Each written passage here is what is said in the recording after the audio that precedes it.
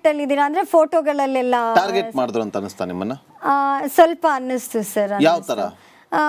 So ನಾನು ಸ್ವಲ್ಪ ಜೋರಿದ್ದೀನಿ, ಪಾರ್ಟಿಲಿ ಗುರ್ತಿಸ್ಕೊಂಡಿದ್ದೀನಿ. ಹಾಸನ್ ಡಿಸ್ಟಿಕ್ಕಲ್ಲಿ ಈಗ ಆಲ್ರೆಡಿ ಸರ್ ಇನ್ನೂ ಒಂದು ಈಗ ಎಲ್ಲ ಕಡೆ ಮಾತು ಬರ್ತಿರೋದು ಹೀಗೆ, JDS ಪಕ್ಷದಲ್ಲಿ ಯಾರ್ಯಾರು ಬೆಳಿಬೇಕು ಅಂತ ಇದ್ದಾರೆ, ಮುಂದೆ ಒಂದಷ್ಟು ಗುರ್ತಿಸ್ಕೊತಾ ಇದ್ದಾರೆ, ಅವ್ರನ್ನೆಲ್ಲರನ್ನ ಒಂದಷ್ಟು ಏನು ತಣ್ಣಗೆ ಮಾಡಬೇಕು ಅಥವಾ ಅವರು ಆಚೆ ಬರ್ದಂಗೆ ಒಂದಷ್ಟು ಅವಾಯ್ಡ್ ಮಾಡಬೇಕು ಅನ್ನೋದನ್ನ ಕೆಲವು ಮಾತುಕತೆಗಳಲ್ಲಿ ಜನಗಳಲ್ಲಿ ಹಿಂಗೆ ಮಾಡ್ತಿದ್ದಾರೆ ಬೇರೆ ಪಕ್ಷದಿಂದ ಅಂತ ಹೇಳಿ. ಅಂದ್ರೆ JDS ಪಕ್ಷದಲ್ಲಿ ಬೆಳೀತಾ ಇರೋರ್ನ ತಣ್ಣಗೆ ಮಾಡಬೇಕು ಅನ್ನೋದಾದ್ರೆ ಪ್ರಜ್ವಲ್ ರೇವಣ್ಣಂಗೂ ಹಾಗೆ ಮಾಡಿದ್ರಾಗಾದ್ರೆ ಅದು ಷಡ್ಯಂತ್ರನ?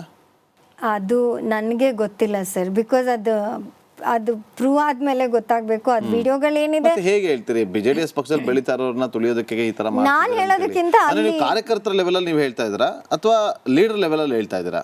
ಲೀಡರ್ ಲೆವೆಲ್ ಅಲ್ಲಿ ಹೇಳ್ತಾ ಇದ್ದೀನಿ.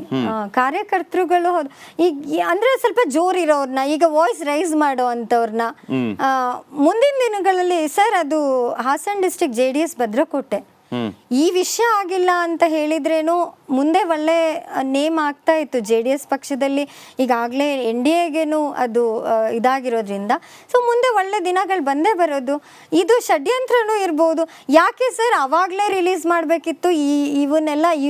ಇವ್ರುಗಳು ಜಸ್ಟಿಸೇ ಕೊಡ್ಸೋದಾಗಿದ್ರೆ, ಬೇರೆ ಯಾರು ಮಾಡಿದ್ದಾರೆ ಇದನ್ನೆಲ್ಲ ಶೇರ್ ಮಾಡಿದ್ದಾರೆ ಮುಂಚೆನೆ ಇದೆಲ್ಲ ಮಾಡ್ಬೋದಿತ್ತಲ್ಲ.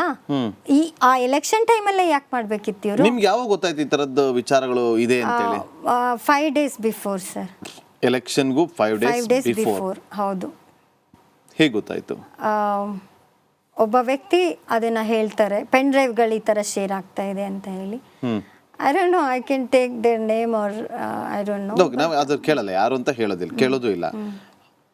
ಆಗ ನಿಮಗೆ ಭಯ ಆಗ್ಲಿಲ್ವಾ? ಅಯ್ಯೋ ಈ ತರ ಆಗ್ತಿದೆಯಲ್ಲ, ಈ ಪಕ್ಷಕ್ಕೆ ನಾನು ಹೋಗ್ಬೇಕಾ, ನಾನು ಹೋಗಿ ತಪ್ಪು ಮಾಡ್ದೆ ಅಂತ ಅನಿಸ್ಲಿಲ್ವಾ? ಇಲ್ಲ ಸರ್, ನಾನು ಪಕ್ಷ ನೋಡಿ ಹೋಗಿರೋದು, ಯಾವುದೇ ವ್ಯಕ್ತಿ ಹಿಂದೆ ನಾನು ಹೋಗಿಲ್ಲ ಒಂದು. ಆಮೇಲೆ ನಮ್ಮ ಹಾಸನ್ ಡಿಸ್ಟಿಕ್ ಅಲ್ಲಿ ಒಂದು ಪಕ್ಷ ಇರೋದು, ಪ್ರಾದೇಶಿಕ ಪಕ್ಷ ನಮ್ಮ ಕರ್ನಾಟಕಕ್ಕೆ ತುಂಬ ಇವಾಗ ಬೇಕಾಗಿರುವಂಥದ್ದು.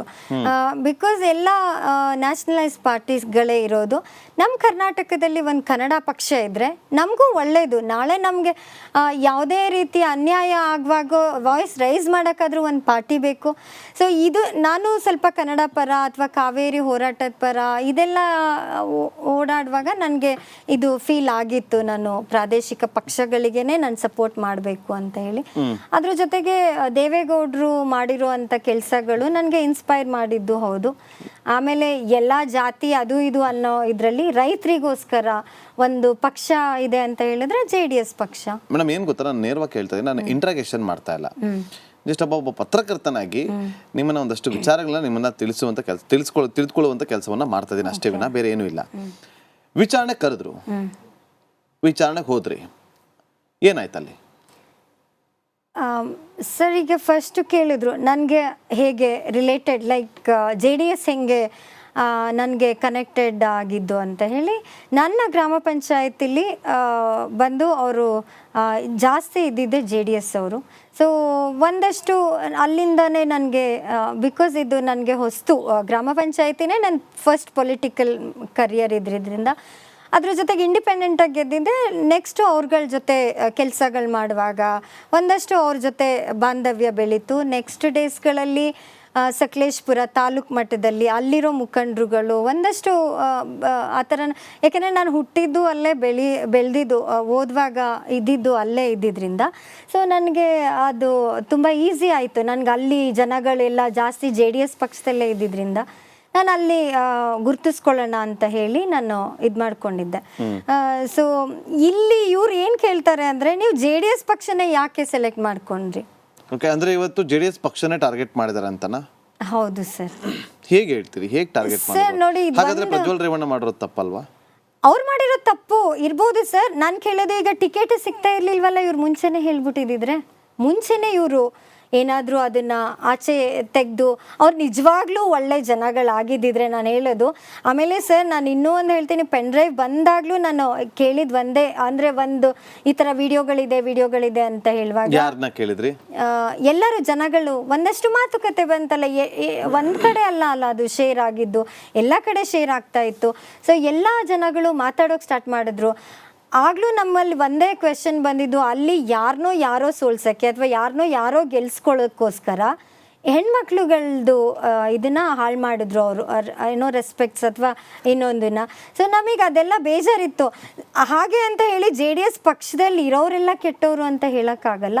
ಸೊ ಅದಕ್ಕೇ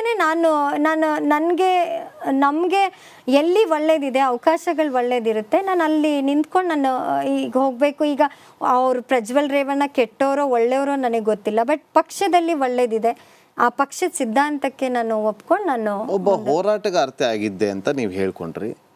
ಈ ವಿಚಾರ ಗೊತ್ತಾದಾಗ ಸಂತ್ರಸ್ತರಿಗೆ ಜಸ್ಟಿಸ್ ಕೊಡಿಸುವಂತ ಕೆಲಸ ಮಾಡ್ಬೋದಿತ್ತಲ್ವಾ? ಯಾವ ಥರ ಅಂತ ಹೇಳಿ, ಯಾವ ಥರ ಈಗ ನೀವು ಹೇಳಿದ್ರಲ್ಲ, ಅವರ ಒಂದಷ್ಟು ಏನೊಂದಷ್ಟು ಹರಿದಾಡಿದ್ವು, ಪೆನ್ ಡ್ರೈವನ್ನು ಕಳಿಸುವಂತ ಅಂದರೆ ಸ್ಪ್ರೆಡ್ ಮಾಡುವಂಥ ಕೆಲಸಗಳನ್ನು ಮಾಡಿದ್ರು. ಯಾರು ಮಾಡಿದ್ರು ಅವ್ರ ವಿರುದ್ಧವಾಗಿ ಧ್ವನಿ ಎತ್ತೋ ಕೆಲಸ ಏನಾದರೂ ಮಾಡ್ಬೋದಿತ್ತಲ್ವಾ ನೀವು?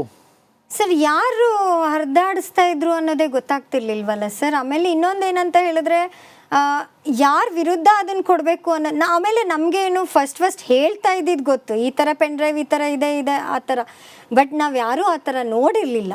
ಸೊ ಹಾಗಾಗಿ ನಮ್ಗೊಂದಷ್ಟು ಕ್ಲಾರಿಫೈ ಇಲ್ದಲೇ ನಾವು ಹೋಗಿ ಏನೋ ಮಾಡೋಕ್ಕೂ ಆಗಲ್ಲ. ಸೊ ಆ ಥರ.